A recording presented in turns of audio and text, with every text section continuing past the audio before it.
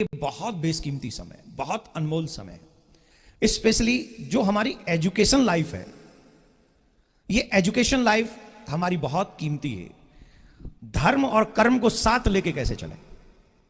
हम चाहते हैं कि हम अपने जीवन में भी प्रगति करें और ये भी चाहते हैं कि हमारा धर्म भी हमारे साथ में रहे। धर्म आपके कर्म से अलग नहीं है। आपका अच्छा कर्म ही आपको धर्मात्मा बनाता है और जब आपका कर्म गलत होता है तो आप अधर्मी बन जाते हैं। क्या बन जाते हैं? जोर से बोलो। अगर आप मदिरा पिएंगे तो आप अधर्मी हैं। अगर आप स्मोक करेंगे तो आप अधर्मी हैं। आप अगर झूठ बोलेंगे तो आप अधर्मी हैं। आप अपने माँ बाप की इंसल्ट करेंगे तो आप अधर्मी हैं। किसी गली किसी नुक्कड़ पे अगर किसी बहन बेटी को अपशब्द बोलेंगे तो आप अधर्मी हैं। वहीं बहन बेटियां भी अगर किसी लड़के को उल्टा सीधा कुछ बोले तो वो भी अधर्मी है। आप अपने माँ बाप का सम्मान न करें तो यह धर्म है। यही सब ये उल्टा कर दीजिए तो आप धर्मात्मा। किया आपने कर्म, बन गए आप धर्मात्मा और अधर्मी। आज आप देख लीजिए कॉलेज में, आप देख लीजिए स्कूल्स में, यूनिवर्सिटीज में, वहां से निकलने वाले लोगों का चरित्र आपको दूर से दिख जाएगा। हाँ या ना? क्यों? ये तो हमारे भारत का संस्कार नहीं है। हमारे भारत का संस्कार है कि तुम ऐसे बनो जिससे तुम्हारे मां बाप को सर न झुकाना पड़े, तुम्हारे कारण, तुम्हारी वजह से। चाहे तुम बेटे हो अथवा बेटी, क्या फर्क पड़ता है? जो बंदे से, अब लोग कहते हैं महाराज बहू सीता जैसी चाहिए। कैसी चाहिए? तुम्हारे घर में राम है?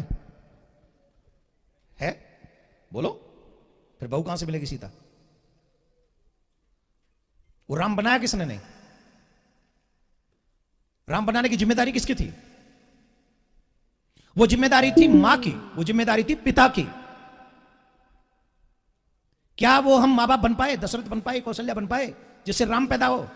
बाप खुद पी के पड़ा हो तो बेटा राम कहां से बनेगा? कहां से बनेगा? हम अपने किए हुए अपराधों को दूसरों पे थोप रहे हैं। मैं कहता हूं मेरा बेटा मेरी नहीं सुनता। रीजन क्या है? क्योंकि मैंने भी तो किसी की नहीं सुनी।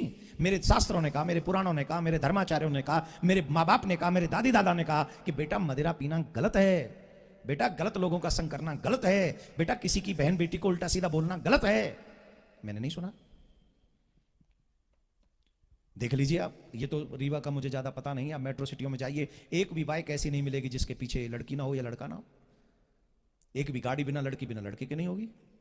उसमें बहन नहीं होगी, उसमें भैया नहीं होगा, उसमें मां नहीं होगी, उसमें बाप नहीं होगा। कौन है उसमें?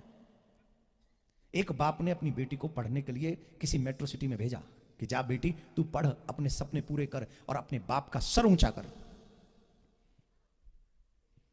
और वो बेटी जाके कुछ या बेटा जाके कुछ और करने लगा।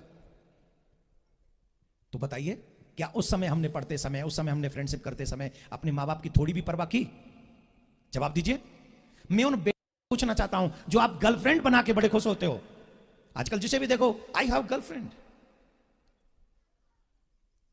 ये कितनी शर्म की बात है। ये हमारा कल्चर नहीं है, ये हमारे संस्कार नहीं है। ए माता जी, कभी घूमेंगे फिरेंगे, खाएंगे पिएंगे, फिर देखेंगे तुम वाइफ बनने लायक हो कि नहीं। ये रिश्ता है जो भगवान की तरफ से बनाया जाता है।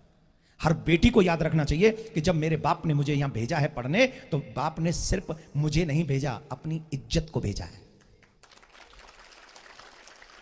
अपने मान सम्मान को भेजा है। और यही बात भारतीय हर बच्चे को सोचनी चाहिए, बेटे को सोचनी चाहिए कि ये जो बेटी दिख रही है ना, ये किसी के घर की इज्जत है, किसी का मान है, किसी का सम्मान है, किसी की जान है। याद रखिए, जब तुम किसी के मान सम्मान से, जान से खेलोगे, वो दिन दूर नहीं कि एक दिन तुम्हारे सामने भी ये सिचुएशन खड़ी हो जाएगी। दूसरों की बहन बेटी को अपनी गर्लफ्रेंड बनाने वाले नालायक लोगों से कहना चाहूंगा, एक बार अपने घर में भी झांक लो। कहीं ऐसा तो नहीं कि दूसरी गाड़ी में तुम्हारी भी बहन आ रही हो। फिर क्या करोगे? दूसरों के घरों में आग लगाना बंद करो। अपने घर को बचाना सीखो। दूसरों के घरों में पत्थर मत फेंको। तुम्हारे घर सुरक्षित रह सकें, ऐसे संस्कारों की दीवार बुलंद करो। एक और बात मैं सिर्फ आपको कह सकता हूं, करना आप ही को पड़ेगा। मैं करने नहीं आऊंगा। मेरा काम है रास्ता दिखाना। अब तुम क्या समझते हो, मैं बोलूंगा सब सुधर जाएंगे? कई बार मेरे संग मेरे साथ रहने वाले नहीं सुधरते। तुम क्या सुधरोगे? लेकिन सुधरते वो हैं जो जीवन में धारण करते हैं, जो उसे समझते हैं कि मेरे भले के लिए और मेरे बुरे के लिए नहीं है, वो सुधर जाते हैं। और जो नहीं सुधरना चाहते, as you wish, you do whatever you want. लेकिन अगर कोई मुझसे पूछे तो मैं आपका हित चाहता हूं, मैं आपका भला चाहता हूं, मैं आप सब भारतीयों का एक हित चाहता हूं कि किसी के घर में बच्चों की वजह से किसी को आंसू न बहाना पड़े।